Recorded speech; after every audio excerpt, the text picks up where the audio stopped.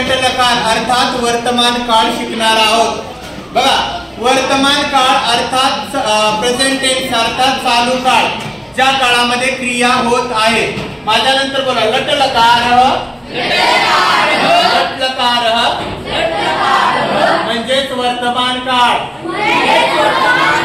म्हणजेच present tense.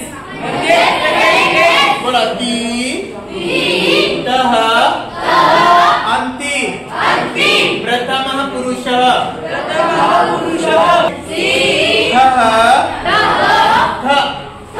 मध्यमः पुरुषः, वह, मह, उत्तमः पुरुषः,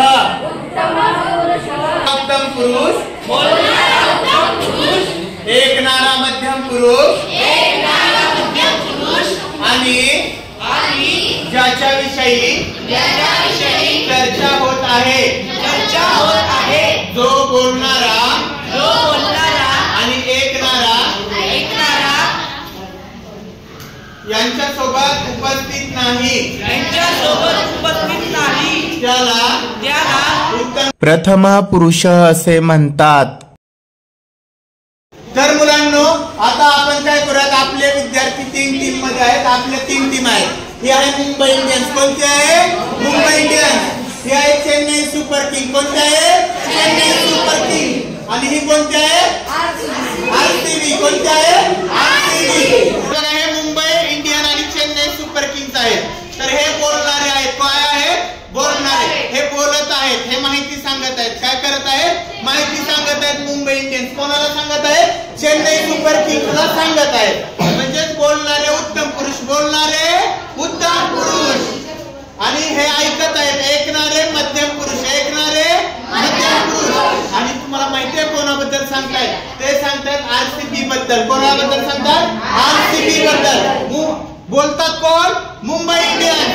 ऐकतात कोण? Chennai super king. आणि कोणाविषयी बोलतात? आरसीबी विषयी बोलतात। बोला, बोलणारे उत्तम पुरुष, ऐकणारे मध्यम पुरुष। आणि बोलतात, हे बोलणारे व्यक्ती आहेत, हे ऐकणारे आहेत। पण यांची चर्चा कोणाविषयी चालू आहे? जे इथे उपस्थित नाहीत, खूप लांब आहेत किंवा दुसऱ्या ठिकाणी आहेत।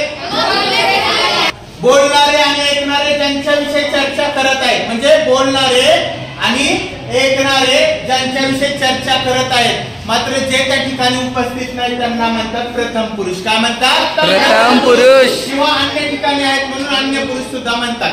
आता बघा, बोलणारे उत्तम पुरुष, बोलणारे उत्तम पुरुष। तेच बोलणारे एक असेल तर उत्तम पुरुष एकवचन, बोलणारे 2 असतील तर उत्तम पुरुष द्विवचन, आणि बोलणारे 3 किंवा 3 पेक्षा जास्त असतील तर उत्तम पुरुष बहुवचन।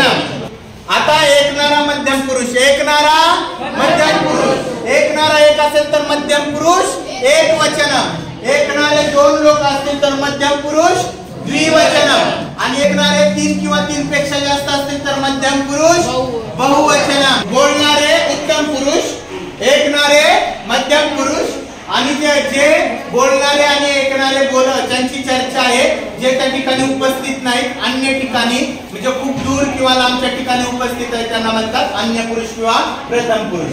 एक प्रथम पुरुष एक असेल तर प्रथम पुरुष एकवचन, प्रथम पुरुष 2 लोक असतील तर प्रथम पुरुष द्विवचन, आणि प्रथम पुरुष 3 किंवा 3 पेक्षा जास्त असतील तर प्रथम पुरुष बहुवचन।